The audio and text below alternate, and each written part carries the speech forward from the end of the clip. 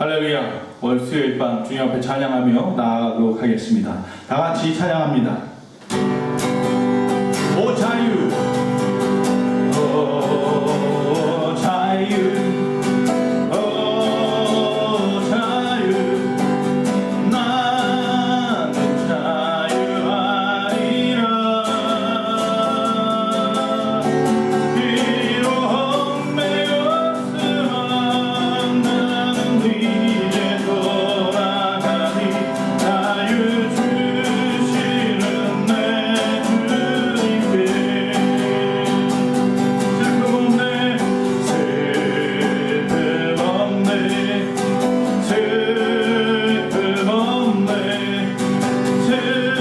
슬픔은 없으리. 비록 헛매였으나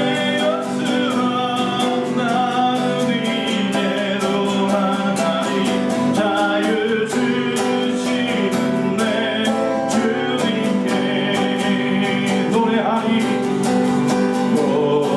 노래하리, 노래하리.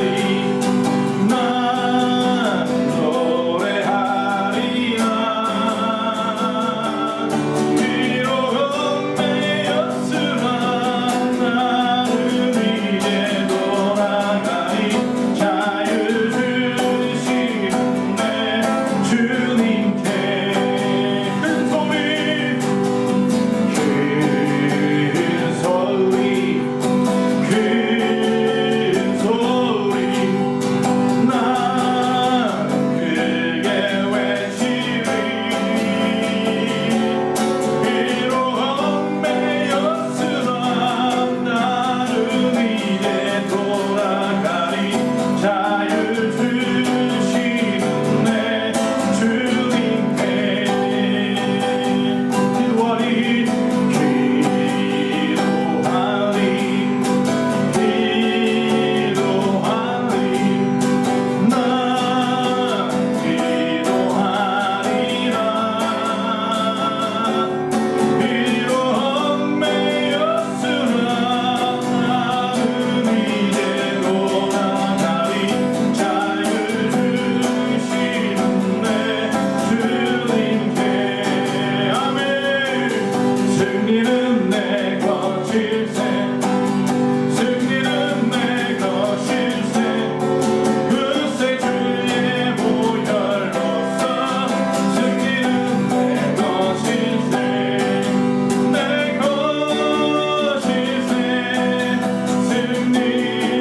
승리만을 그새 주의 보혈로서 항상 이기네. 다시 한번 승리는 내 것일세,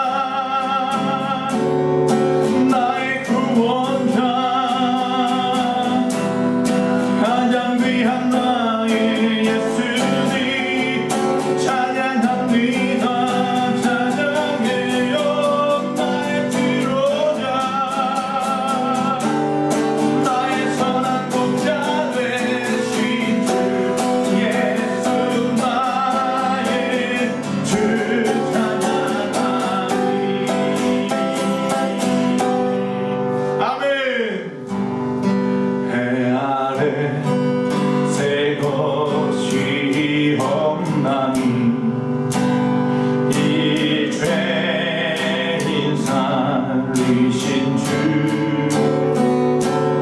또나 새롭게 된 이 피조물 주의 놀라운 권능 찬양하세 우리 주 오 주여 영광 받으소서 새롭게 하소서 새롭게 하소서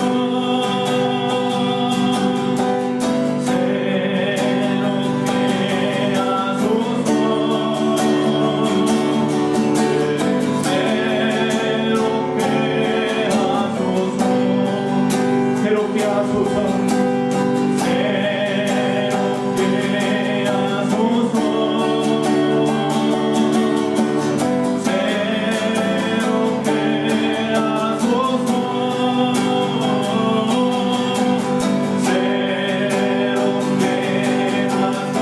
새롭게 하소서 새롭게 하소서 아멘. 우리 다 같이 사도신경으로 우리 신앙을 고백합니다. 전능하사 천지를 만드신 하나님 아버지를 내가 믿사오며 그 외아들 우리 주 예수 그리스도를 믿사오니 이는 성령으로 잉태하사 동정녀 마리아에게 낳으시고 본디오 빌라도에게 고난을 받으사 십자가에 못 박혀 죽으시고 장사한 지 사흘 만에 죽은 자 가운데에서 다시 살아나시며 하늘에 오르사 전능하신 하나님 우편에 앉아 계시다가 저희로서 산자와 죽은 자를 심판하러 오시리라. 성령을 믿사오며 거룩한 공예와 성도가 서로 교통하는 것과 죄를 사하여 주시는 것과 몸이 다시 사는 것과 영원히 사는 것을 믿사옵나이다. 아멘. 오늘 하나님의 말씀은 신명기 14장 1절에서 3절까지 보겠습니다. 구약의 신명기 14장 1절에서 3절입니다. 다 같이 읽도록 하겠습니다.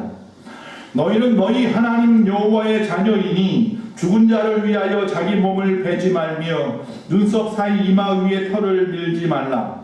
너는 내 하나님 여호와의 성민이라. 여호와께서 지상 만민 중에서 너를 택하여 자기 기업의 백성으로 삼으셨느니라. 너는 가증한 것을 무엇이든지 먹지 말라. 아멘. 오늘 하나님의 말씀의 제목은 구별된 자의 의식이라는 말씀으로 말씀을 나누려고 합니다.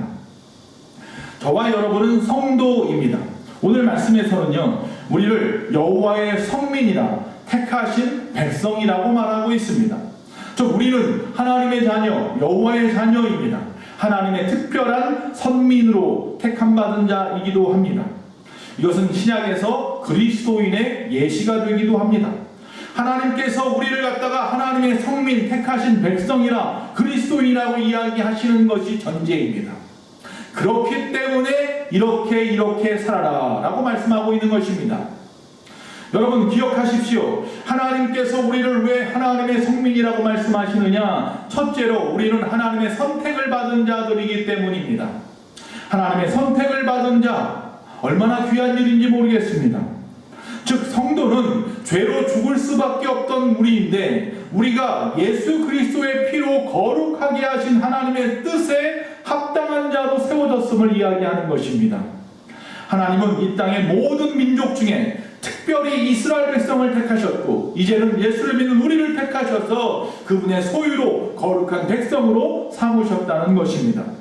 여기에는 어떤 자격이나 어떤 가치가 나에게 있어서 우리를 택하신 것이 아니라 오직 하나님의 주권적인 선택의 은혜입니다. 어떤 이유가 없습니다. 오직 하나님의 은혜로 내가 구원받은 것입니다. 할렐루야. 그렇기 때문에 우리는 이 땅에서 이방 민족과 구별되게 살기를 원하시는 것입니다. 둘째로 우리는 하나님의 사랑을 받았다는 의미입니다. 하나님이 이 세상을 이처럼 사랑하셔서 독생자를 이 땅에 보내셨습니다. 그를 믿는 자마다 멸망치 않게 하셨습니다. 요한일서 4장 10절에 보면 사랑은 여기 있으니 오직 하나님이 우리를 사랑하사 우리 죄를 위하여 화목제로 그 아들을 보내셨습니다 라고 말씀하고 있습니다. 하나님이 나를 사랑하시면서 하시는 말이 너는 나의 성민이라, 너의 거룩한 백성이라, 나의 그리스도이라 말씀하시는 것입니다. 세 번째, 이 말의 의미는 하나님의 언약의 약속과 관계가 있습니다.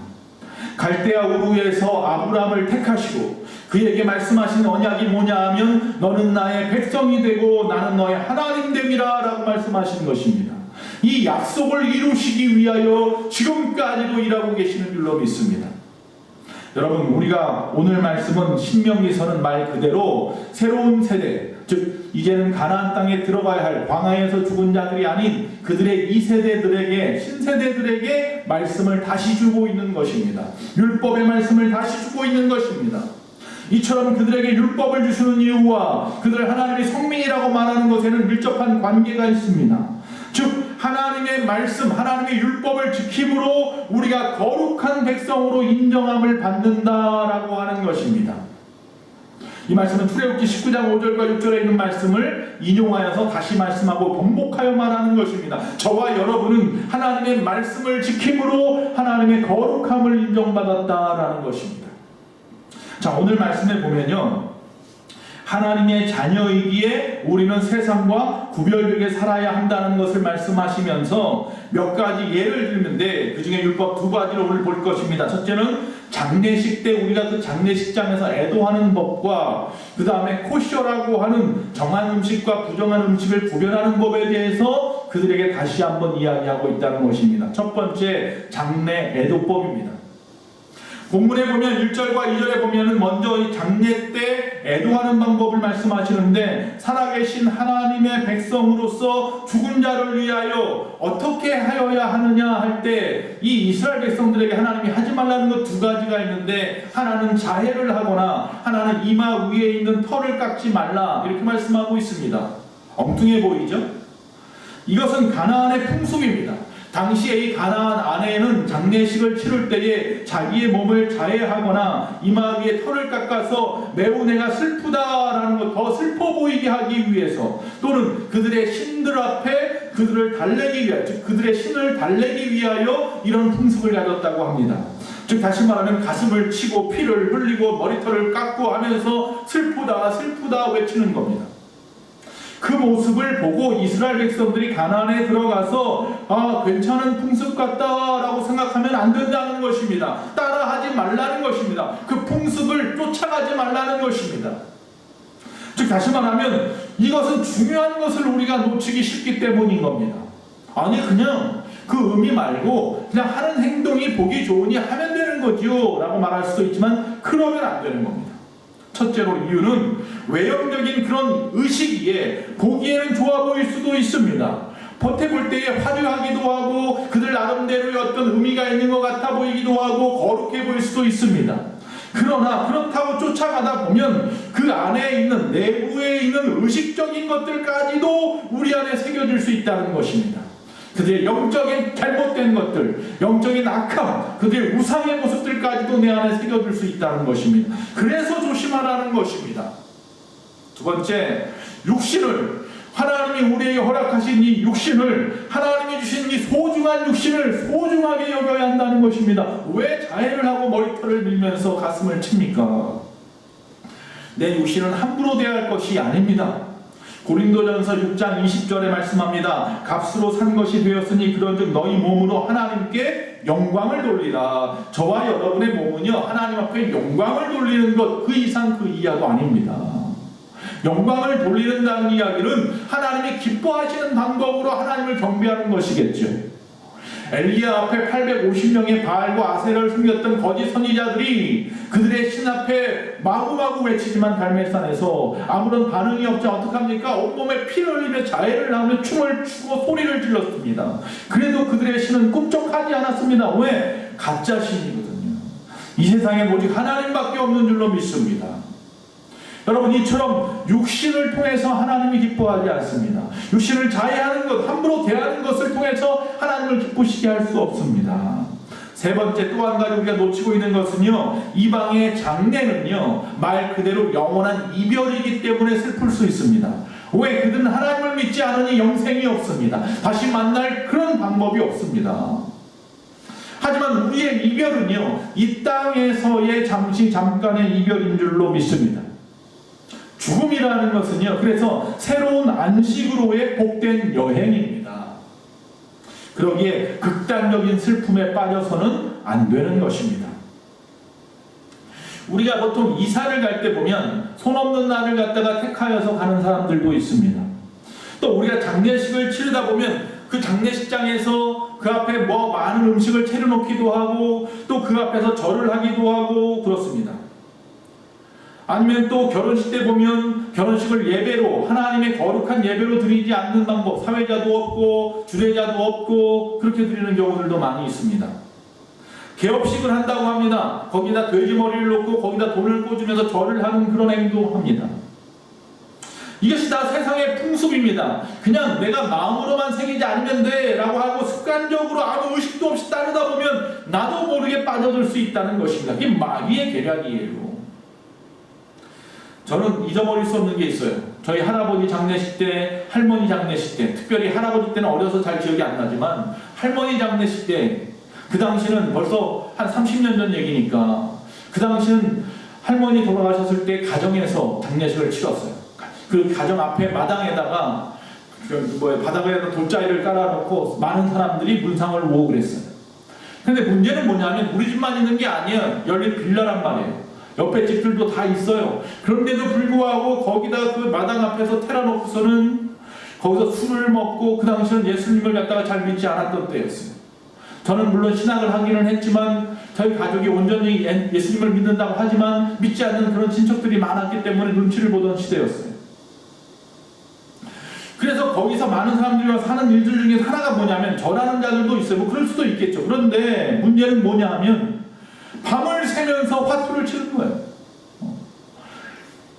장례식장을 갖다가 쓸쓸하게 하면 안 된다, 외롭게 하면 안 된다, 별별 소리를 하면서 친척들이 또 아는 사람들이 그 앞에 모여가지고 술을 마시고 밤새도록 화투를 치고 소리를 지르고 주변에 사람들이 막 자야 되는데 말이죠. 그 주변 사람들은 아무 말도 못하고 장례식을 치러야 된다고 하니까 그게 뭡니까?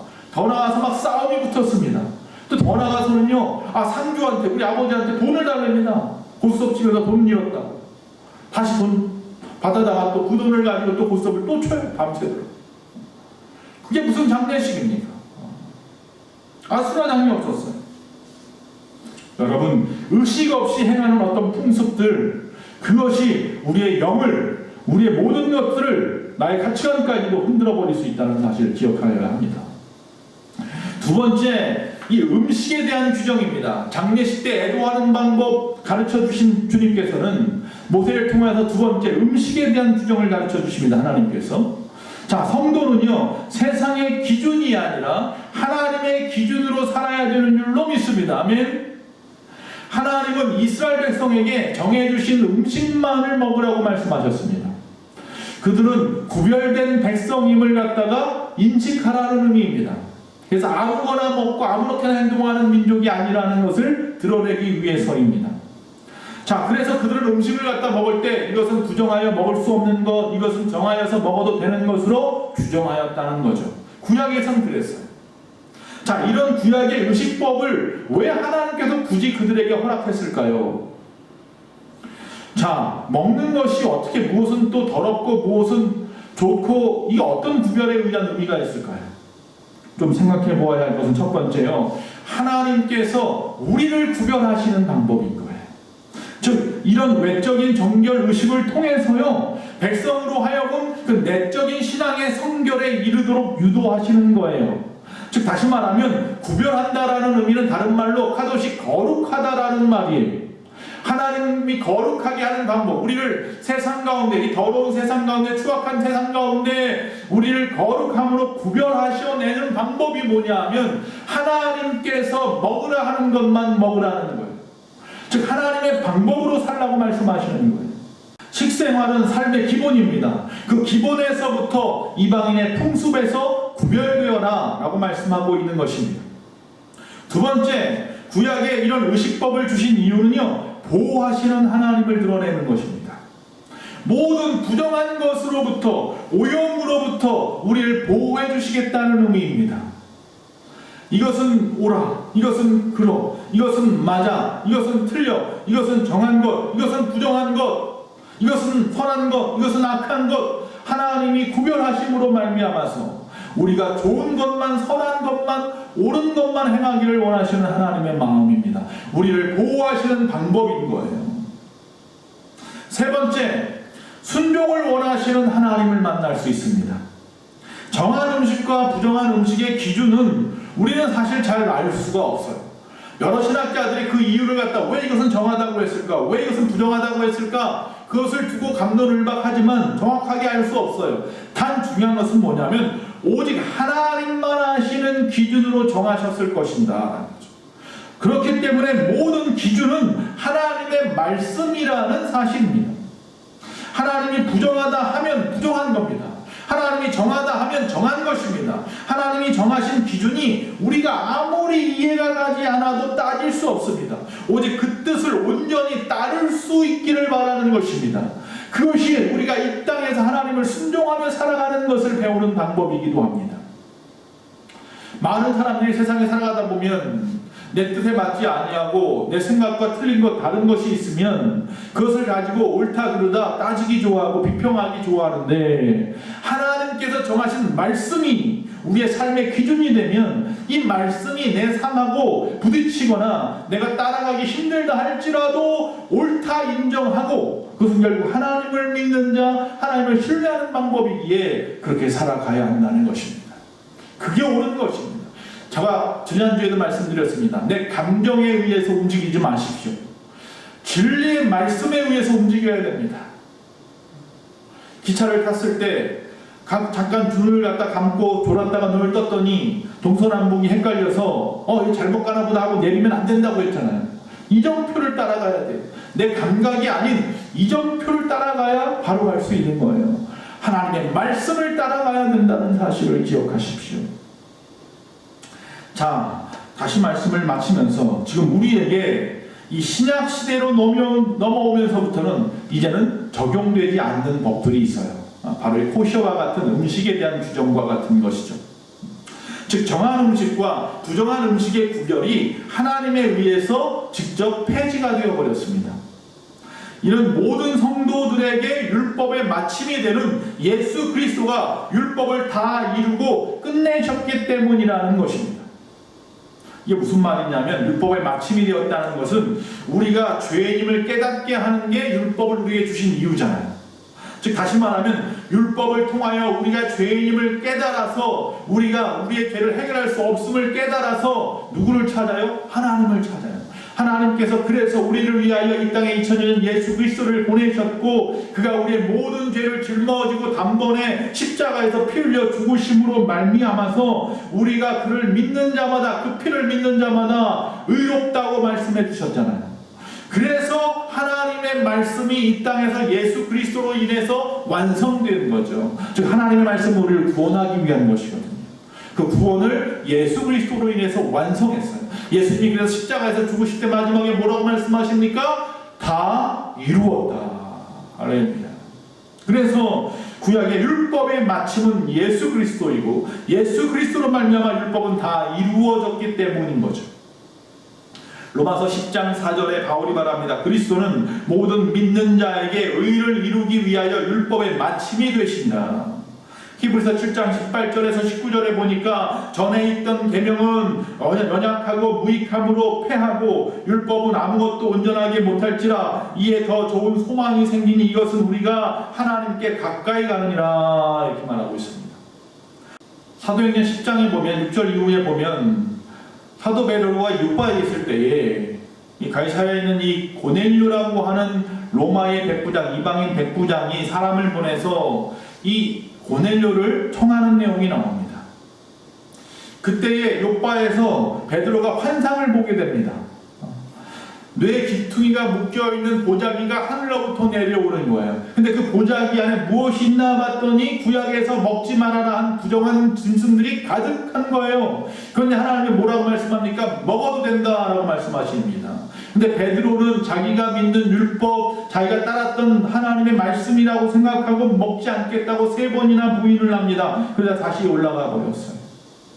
그리고 나서 고넬료가 보낸 사람을 만났고 그에게 가서 세례를 베풀고 성령 충만함을 임하는, 즉 하나님의 성령이 그에게 충만 임하는 것을 보게 되었어요. 아, 정한 자, 선민, 택한 자들, 이 이스라엘 백성들뿐만 아니라 부정한 자라고 생각했던 그 이방인에게도 이제는 예수 그리스도를 믿음으로 복음이 들어갔음을 깨닫게 되었죠. 이제는 구약의 코셔로 내 몸을 지키는 것이 아니라 하나님의 성전은 우리의 몸을 해하는 세상의 모든 악한 세력들로부터 우리의 몸을 지켜야 하는 것입니다. 골로새서 2장 16절 17절에 바울은 그러므로 먹고 마시는 것이나 절기나 초하루나 안식일을 이유로 누구든지 너희를 비판하지 못하게 하라. 이것들은 장래 일의 그림자이냐 몸은 그리스도의 것이니라. 음식이나 제사법이 중요한 것이 아니라는 것입니다. 중요한 것은 성도는 그리스도 안에 거할 때에 거룩해짐으로 된다는 거예요. 저와 여러분은 오직 예수 그리스도 안에 있으므로 거룩함을 입은 하나님의 백성인 줄로 믿습니다. 다 같이 찬양하겠습니다. 이곳에 생명샘 솟아 눈물 골짝 지나갈 때에 오자 열매 맺히고 웃음소리 넘쳐나니나 꽃들도 그름도 바람도 넓은 바다도 찬양하라 찬양하라 예수를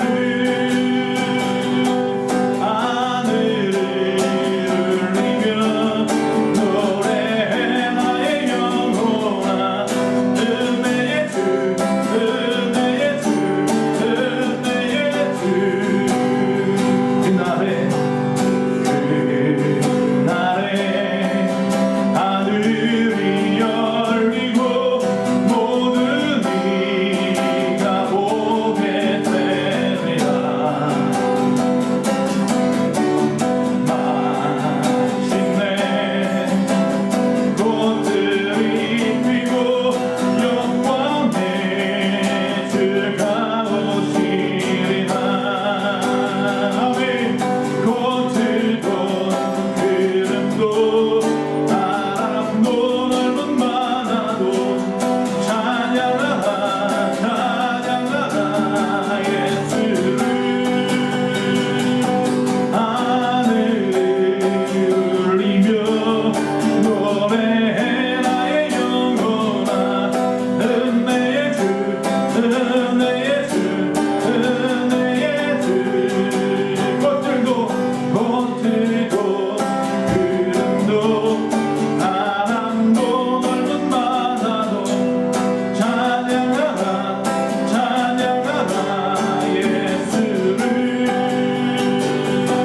하늘을 울리며 노래해 나의 영혼아 은혜의 주 은혜의 주 은혜의 주 아멘. 기도하겠습니다. 사랑이 많으신 아버지 하나님 여호와여 감사합니다. 우리에게 하나님의 말씀을 통하여 거룩한 백성 되게 하신 아버지 하나님, 이방의 풍습을 쫓지 않게 하시고 세상의 법이 아닌 예수 그리스도의 법 십자가의 법을 따라 우리가 새 생명 얻었음을 감사하게 하시고 아버지 이 땅에서 구별된 백성으로 또 세상에 나가 복음을 전하는 백성으로 온전히 서 있을 수 있도록 주여 도와주시옵소서. 코로나의 이 어려운 상황 가운데에서 저희를 불쌍히 여기시고 주여 우리를 통하여 일하여 주시옵시고 새로운 회복의 길을 열어 주시옵소서. 우리 예수만교회가 교회가 다시 불같이 일어나는 역사가 있게 하시옵소서. 이 땅의 교회들이 바로 세워지는 역사가 있게 하여 주시옵소서. 환우들과 모든 생업과 우리의 자녀들을 붙잡아 주시옵소서. 지금은 우리 주 예수 그리스도의 그 크신 은혜와 우리 하나님 아버지의 그 무한하신 사랑과 성령님의 감화감동 내주 교통하심이 이 시간 하나님 앞에 예비한 모든 심령들 머리 위에 우리의 소망교회와 이 나라 민족과 온 세계 위에 지금부터 영원토록 함께 있을지어다. 아멘.